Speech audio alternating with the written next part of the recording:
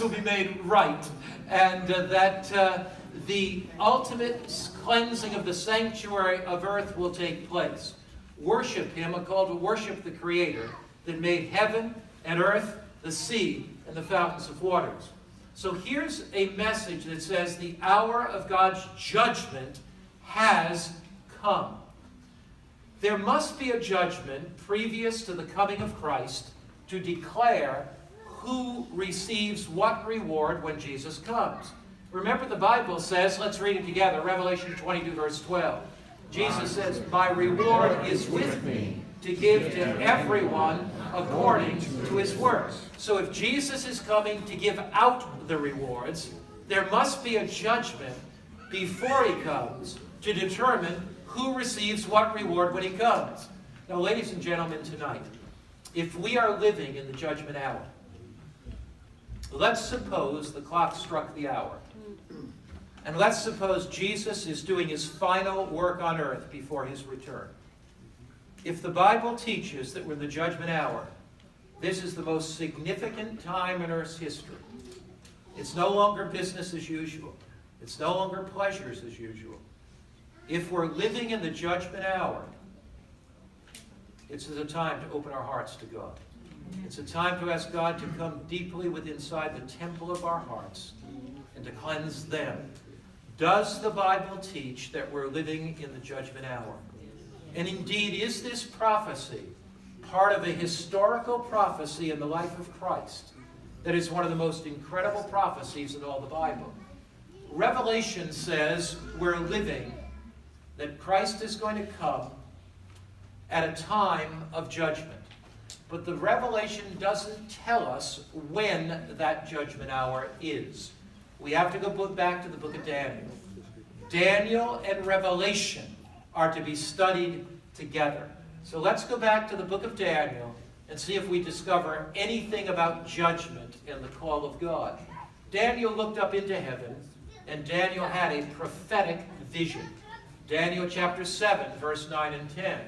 I watched till thrones were put in place, and the Ancient of Days. Who's the Ancient of Days? Who is that? God the Father was seated. His garment was white as snow, and the hair of his head was like pure wool.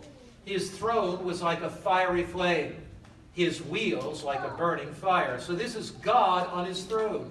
Is there anybody else around there? 1,000 thousands ministered to him.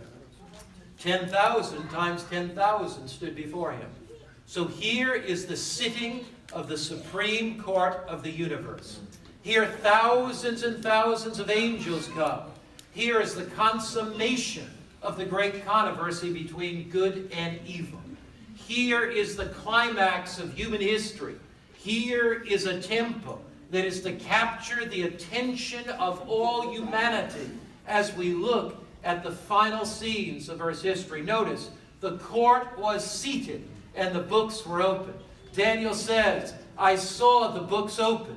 Have you ever said in your life, this is just unfair. This just shouldn't have happened to me. Why was I the one whose child was killed in the car accident? Why was I the one that lost my job? Why was I the one that lost my house and I couldn't make the payments? Why was I the one that went through divorce? Why was I the one that was born into a family that was so divided? Have you ever said, things are so unjust, things are so unrighteous, it's just so unfair, it shouldn't be that way? In the final judgment, God will set all things right. Amen. The books will be opened. We will see eventually how God has worked in every aspect of our life to strengthen us, to encourage us, to bring us to Him. In this final judgment, the key thing to remember about it is this: all of wickedness will be condemned. Jesus will stamp out all of evil. Everything that was wrong will ultimately be made right. Now, when does this judgment take place? Revelation announces the judgment. The hour of God's judgment has come. Daniel chapter 7 says it takes place up in heaven. That's where the heavenly temple is, where our attention is focused. But when does this judgment take place? Daniel 7 points out the judgment scene, but it doesn't tell us when. Daniel 8 does. When is this cleansing of the sanctuary? When does God set all things right? When is this final judgment? Daniel 8, verse 14. For 2,000, read it with me, please. For 2,300 days, then the sanctuary will be cleansed. Now that's a little confusing, because 2,300 literal days from Daniel's time do not take you down to the time of the end. 2,300 days, I mean 365 days in a year, that's a little over 6.5 or so odd years. So what's this all about, this 2,300 days? The cleansing of the sanctuary in the Old Testament. Remember, once a year, the priest went into the most holy place of the sanctuary. That was a symbol of the final work of judgment prior to Christ's second coming. So this 2,300 days, this cleansing of the sanctuary, has to do with the final judgment. Now, what's the meaning of the 2,300 days? In the Bible, one day equals one day. In the Bible, when you read that God created the world in 6 days, rested the seventh, 1 day is a day. But when you look at the prophecies of Daniel and Revelation, and you look at symbolic prophecies, a day has a symbolic meaning. Look, Daniel 8, verse 16 and 17. God commissions Gabriel, make this man understand the vision. Now you might think, I don't understand this vision of the 2,300 days. Well, that's why God sent Gabriel. He is coming to make Daniel understand the vision, and you and me. The first thing we notice about it is this. Let's read it together. So he came near where I stood, and when he came, I was afraid and fell on my face. But he said to me, so he is Gabriel, he comes near to Daniel. And what does he say to Daniel? Let's read it. Understand, Son of Man, that the vision refers to the time of the end. So when does this vision of the 2,300 years refer to? What period of time, everybody? Time of the end. You know that because I told you, right? Why do you know that? The Bible says it. It says, understand, O Son of Man. Who's speaking here? Gabriel. When Gabriel says understand it, I want to understand it, don't you? Understand, Son of Man, that the vision refers to what time, everybody? The time of the end. But 2,300 days from Daniel's time doesn't take you down to the time of the end. We have three things. We have a vision that takes us down to the end of time. We have a place, that the heavenly sanctuary, to which our attention is directed. And we have a symbolic time period of 2,300 days that would take us down to the time of the end, from Daniel's day. Well, what are the symbolism of days in the Bible?